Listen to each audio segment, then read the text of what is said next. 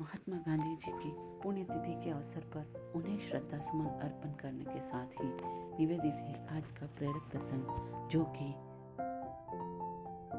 साहित्यकार जयशंकर प्रसाद के जन्म दिवस के रूप में है। आज 30 जनवरी को साहित्यकार जयशंकर प्रसाद का जन्म हुआ था।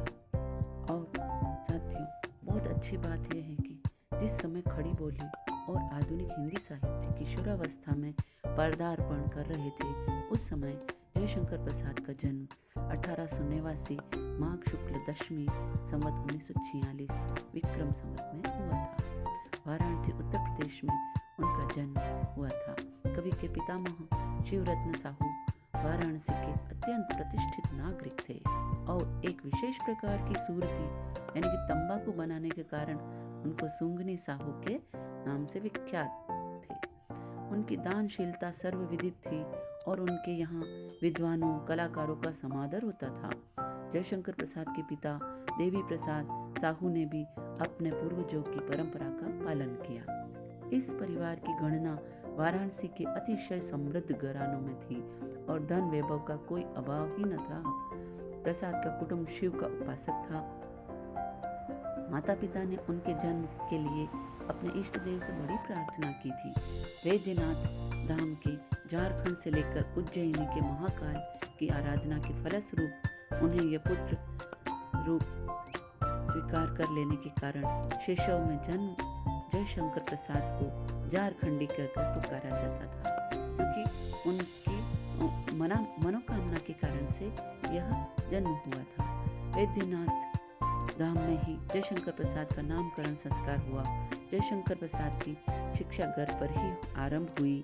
संस्कृत, हिंदी, फारसी, उर्दू के लिए शिक्षक नियुक्त है।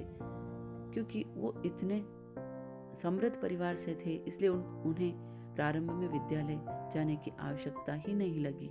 सभी प्रकार के शिक्षक घर पर ही नियुक्त कर दिए गए थे। इनमें रसमय सिद्ध प्रमुख थे। प्राचीन संस्कृत ग्रंथों के लिए दीनबंधु ब्रह्मचारी शिक्षक थे। कुछ समय के बाद स्थानीय क्वींस कॉलेज में प्रसाद का नाम लिख दिया गया, पर यहाँ पर वे 8वीं कक्षा तक ही पढ़ पाए। प्रसाद एक अध्यवसायी व्यक्ति थे और नियमित रूप से अध्ययन करते थे। इनके बाल्यकाल में ही इनके पिताजी का देहांत हो गया था। किशोरावस्था से पूर्व इनकी माता और बड़े भाई का देहांत भी हो गया, जिसके कारण 17 वर्ष की उम्र में ही जयशंकर प्रसाद पर अनेक जिम्मेदारियां आ गई। घर में सहारे के रूप में केवल विधवा भाभी और परिवार से संबंध अन्य लोगों ने इनकी संपत्ति हड़पने का षड्यंत्र रचा। परिणाम स्वरूप इन्होंने विद्यालय की शिक्षा छोड़ दी और घर में ही अंग्रेजी, हिंदी, बंगला, उर्दू, फारसी, संस्कृत आदि भाषाओं का गहन अध्ययन किया। ये साहित्यिक प्रवृत्ति के व्यक्ति थे, शिव के उपासक थे और मांस मदिरा से दूर रहते थे। इन्होंने अपने साहित्य साधना से हिंदी को अनेक उच्च कोटि के ग्रंथ रत्न प्रदान किए। इनके गुरुओं में रसमय सिद्ध की भी चर्चा की जाती है। इन्होंने वेद, इतिहास, पुराण और साहित्य का गहन अध्ययन किया था। 17 वर्ष की अवस्था तक इनके माता पिता एवं ज्येष्ठ भ्राता के देहावसान के कारण गृहस्थी का बोझ आन पड़ा। ग्रह कलह में सारी समृद्धि जाती रही। इन्हें परिस्थितियों ने प्रसाद के कवि व्यक्तित्व को उभारा।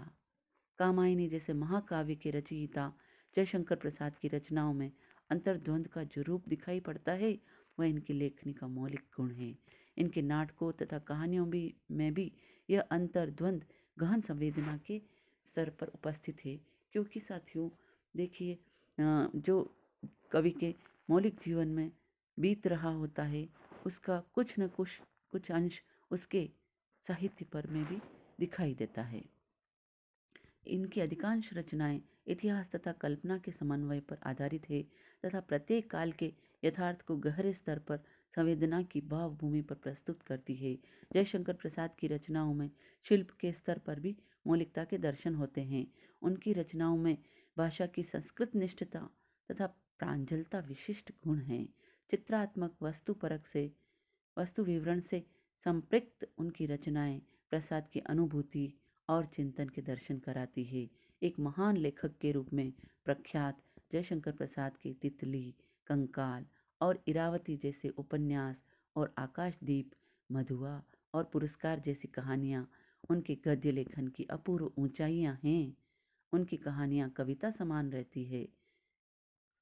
काव्य साहित्य में कामायनी बेजोड़ कृति है।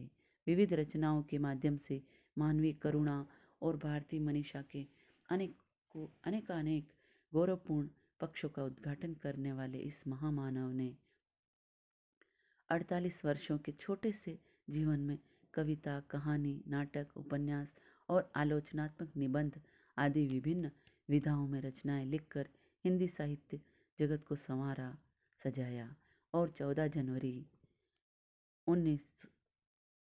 1937 को वाराणसी में निधन हो गया और हिंदी साहित्य में एक अपूर्णीय क्षति हुई। प्रसाद जी ने अपने नाटकों के माध्यम से भारतीय इतिहास के गौरवपूर्ण चरित्रों के सामने लाते रहे। चंद्रगुप्त इनका ऐसा ही एक नाटक है। इस नाटक में भी इन्होंने अपने स्वभावानुसार सुंदर गीतों का समावेश किया है। इन्हीं में से एक गीत हिमाद्री तुंग श्रृंग से प्रबुद्ध शुद्ध भारती में वे बड़े सुंदर और ओजस्वी ढंग से भारत के वीरों का आह्वान करते हैं। ऐसे महापुरुष को शत शत बार नमन।